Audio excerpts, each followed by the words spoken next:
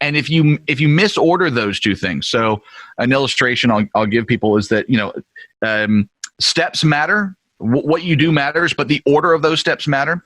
So when I was a young adult, had a friend who was moving into a dorm, right? And it was back in those days where you had the big old TVs, like the massive, it's not like the thin things now, right? The big old tube TVs, showing my age a little bit. And everybody had to have an entertainment center where you put your DVDs and VHSs, and this big old massive television or whatever. So I had this friend moving off to a dorm, and we went to like a Walmart and bought the cheapest particle board entertainment center we could because he needed something to house his TV and his like gaming console, So we get it back to his dorm. There's like 5 of us. And we open the box, and we thought it would be like easy, and that here's a little stack of instructions, and then you open it, and like accordion, it just keeps on going, right? It just rips, and you're like, oh my gosh, there's like 400 steps here. So we decided, being smart, that we would divvy it up, right? Like, okay, you take steps 1 through 20, and I'll take steps 21 through 40, and you take whatever, and we'll just get these pieces made individually and kind of bring them all together towards the end. Right?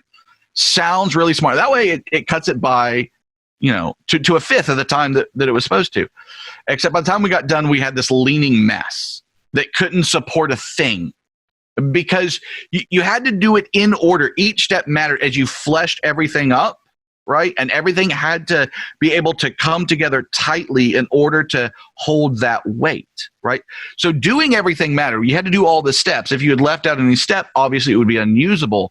But also doing the steps in the right order matters as well. So if in your marriage you think, number one, it's about satisfaction. I need to be happy generally in my marriage, right? And then it's about sanctification. Like, okay, sometimes you suffer for Christ, right? You're going to be disappointed and you're going to be hurt, and you're probably going to find yourself somewhat bitter, right? Versus if you flip that order and say, okay, this marriage is really meant to show me something about Jesus, about his love for his spouse, the church, and the times when he was willing to sacrifice or lead or work for the church, at times when he was completely unappreciated, ununderstood, misunderstood. I think I just made up a word there. But doesn't get the sort of credit and following and satisfaction that he deserves, right? And when we say, okay, I'm willing to be like that. I'm willing for my marriage to be more about me getting an opportunity to know and love Jesus more than me being satisfied and finding some sense of joy and happiness. Then you'll get yourself to a place where it's not easy, but it's worth it. Right?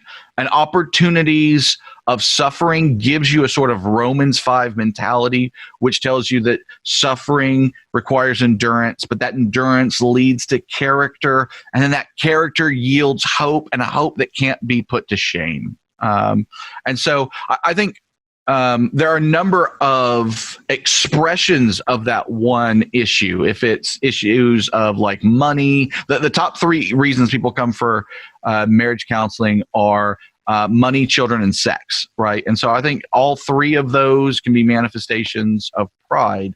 But if you are willing to submit your pride to Christ and to your spouse so that you might be more like Jesus and you might build up the person across from you, that you might see more of Jesus in them, that they might love Jesus more because of your actions, I think it's going to undercut a ton of the problems that people tend to see. And that might sound a little ethereal, a little high-handed.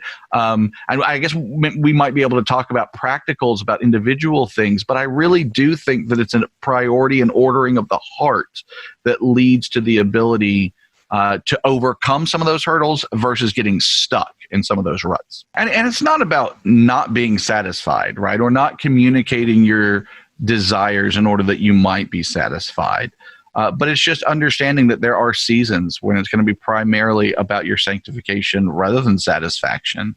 And that's really, like you said, some of I find books like Five Love Languages by Chapman and His Needs, Her Needs, and some of the other things, I find them generally helpful. But this is probably my biggest complaint or concern on some of those is that it's good stuff. So again, those steps, but out of order, that the first thing you need to be able to put there is, okay, what is the purpose of marriage? The purpose of marriage is not just so that I might be happy. It's that I might love Jesus and that the person across from me might love Jesus.